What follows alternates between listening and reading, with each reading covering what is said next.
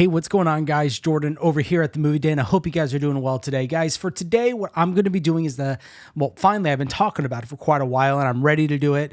I'm going to be talking about a retrospective on the slasher genre. The reason this took so long, guys, is honestly, these take a lot of prep work. And especially with the slasher genre, there's a lot of history, a lot of information that goes into especially that genre. So that's what took some time. But anyways, guys, if you enjoy these kind of videos where I basically go over a genre of horror, go to basically a retrospective of the history, make sure to go down below, hit that like button, hit that subscribe button, of course, hit that bell notification just so you stay up to date with my content. All right, guys, let's go ahead and get started.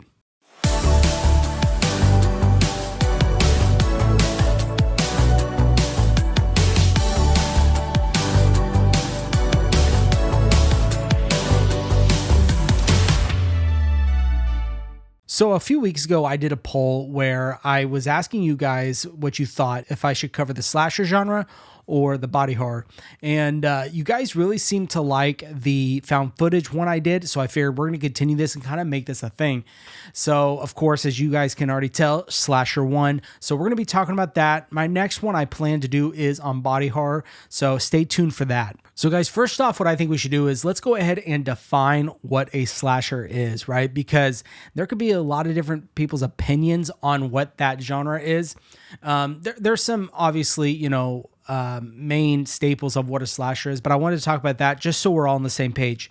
So I actually went on Merriam-Webster's. I'm making this official, guys. Let's see. A person who mutilates or kills with an edged knife, a slasher film. Now, I would say you can do a slasher film without, obviously, a knife or anything like that.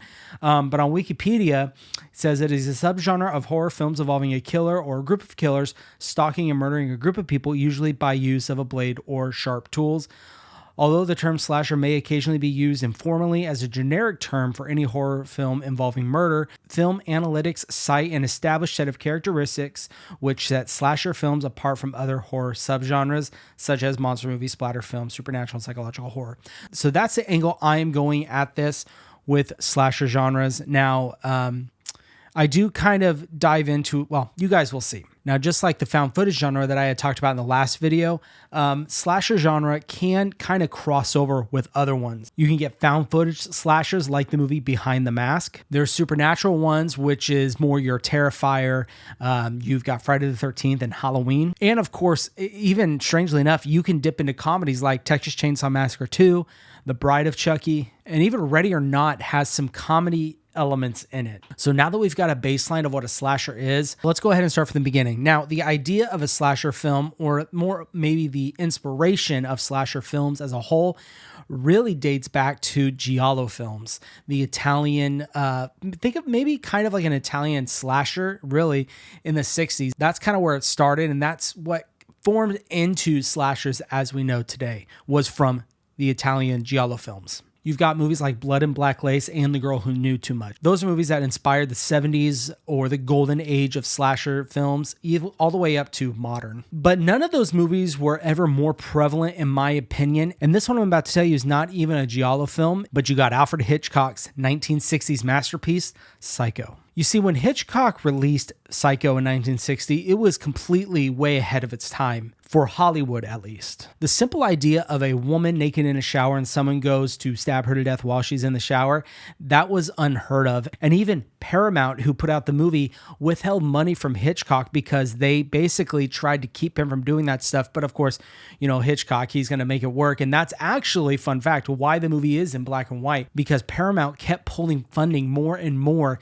to basically try and discourage Alfred Hitchcock from basically going as far as he did for Psycho. In a way, it was funny. It's weird. In a way, they were punishing him, thinking that this isn't going to go anywhere. But they were wrong, obviously. And not only was just the filming, let's say, techniques and theming of Psycho a heavy inspiration into the 1970s of slasher films, you couple that with the amazing soundtrack by composer Bernard Herrmann, and that's kind of where it all started, right? The simple, sound. That's especially in the 70s, you can tell with their music like Halloween, it's just the simple, very rememberable piano line, even pushing into the 80s a little bit with Friday the 13th, the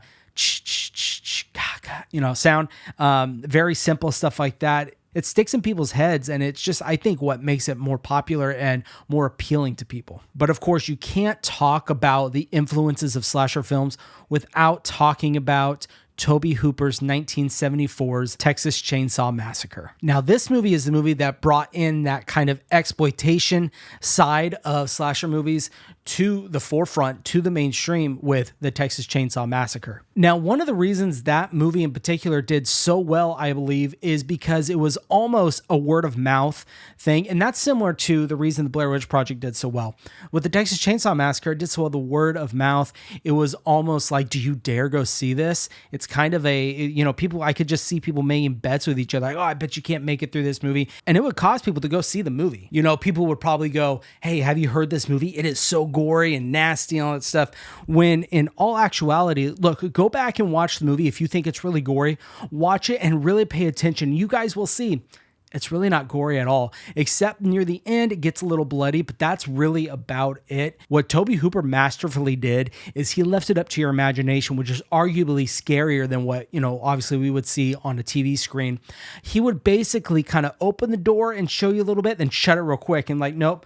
You have to imagine what's in there. And that's what caused people, their imaginations ran wild and they thought they saw the goriest movie out there, when in all actuality, it really wasn't. Now, moving on to the late 70s, early 80s, which is also known as kind of the golden age of slasher films. You had in 1978 a young 30-year-old John Carpenter with his release of what my favorite film franchise, a masterpiece in its own, Halloween, which is really cool. The character of Michael Myers, the look and everything was heavily inspired by the French film Eyes Without a Face. So of course, after the success of the original Halloween, you started seeing other films release echoing the thematic elements of Halloween, the idea of a masked killer going after teenagers, really. Friday the 13th, My Bloody Valentine, even ones that didn't have a mask, A Nightmare on Elm Street. You also have movies that even didn't use blunt objects or, sharp edges like knives, machetes, anything like that. Like with 1979's The Driller Killer, you had a hand drill, which that movie, of course, paved the way for other great films like 1982's The Slumber Party Massacre. But guys, the 70s and 80s were chocked full of slasher films that honestly, to be able to go in detail of every single one would take a whole video or two in of itself. So we're just going to kind of leave it at that with the 70s and 80s. But from the early 80s to about the early 90s, the popularity and the audience's want for a slasher film really dipped. And that's where you started to see a lot of the direct-to-video slasher movies and sequels came in this era between the early 80s and the early 90s. And a lot of that was thanks to the new format, VHS. That was a big proponent for the straight-to-video movies, because putting it straight to VHS was really easy then to be filming, on film and then transferring all that stuff. So straight to video was very easy for them. Movies like Blood Cult, Truth or Dare, Death Spa, those were all movies that went straight to video. But you also have movie franchises that actually started as theatrical releases, but then they started moving their way into just straight to video movies like the Sleepaway Camp franchise and Silent Night, Deadly Night. Now, the only real big successful franchise in the 80s, of course, was Nightmare on Elm Street. Listen, Freddy was everywhere. He was addicting. Everyone wanted more and more Freddy. So this trend really stayed, like I said, between the early 80s and early 90s, all the way until about 1996, where we would finally see a true revival of the slasher genre with Wes Craven's Scream. And what I think made Scream so successful as it was is, look, it knew what it was. And it really played on all the tropes of a slasher horror film and almost made fun of itself in a way. And especially it was made for a new audience. And I think it was a fresh take on the slasher genre. And that's one of the big successful parts of that. They even kind of made fun of themselves in a way where you move into Scream 2, where you had the fictional movie in that movie called Stab, and it kind of continued on after that. You also have movies like I Know What You Did Last Summer that, of course, got its success strictly from the success of Scream. But then, of course, you had Scream 2, which was a massive success. And because of that, we got movies like Urban Legend, Halloween H2O, The Bride of Chucky, those types of movies. However, the latter two, Halloween H2O and Bride of Chucky, were honestly kind of soft reboots, revivals in of themselves within their own franchise. Of course, per usual, audiences really started losing interest in the slasher genre once again, which takes us to the early 2000s where we got movies like Jason X, Halloween Resurrection, which in my opinion is the worst Halloween in the entire franchise. I know some of you guys probably think it's Halloween Kills or something like that, but for me, Halloween Resurrection is the absolute worst. But then we move on to 2003 and we got Freddy vs. Jason, which was pretty successful. Of course, it really fed into the nostalgia, and again, it knew what it was, and it really played to that. And I think that's why, even though it's not the best movie out there, it was still fairly successful. But of course, in the 2000s, you did have other successful slasher ones that did pretty well. Movies like American Psycho and Jeepers Creepers. But the 2000s, guys, is known as the legendary era of the remakes.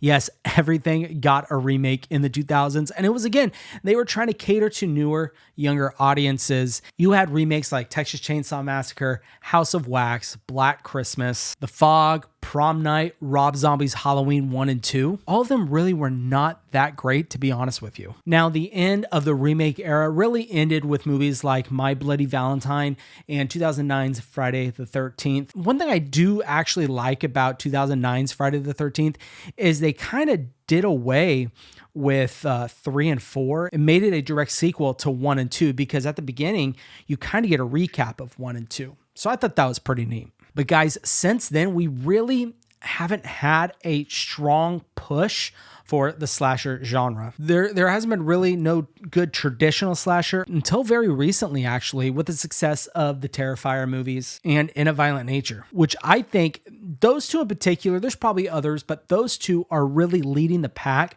and kind of sparking the interest for slasher genres once again. Now, guys, if these continue and they keep going, which from the sounds of it, hearing from like Damien Leone, he really wants to push this and keep going, I think we can see a strong resurgence of slasher films once again, which of course I'm all for because I love slasher films. The slasher genre, it's one of my favorite subgenres of horror. I think slasher films have a bright future ahead of themselves, and especially with movies like Terrifier and In a Violent Nature, those movies are very traditional slasher, very just kind of gory and just, some people may think it's gross, but you got twisted people like myself and others that really enjoy that stuff.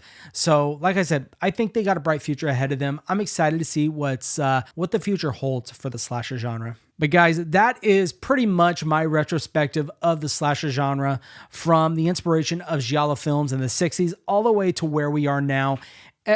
I tried to cover as much as I could within a reasonable amount of time for you guys. Like I said, the slasher genre is very, very dense. There's a lot of stuff in there, so it could take a couple of videos to really dive into it.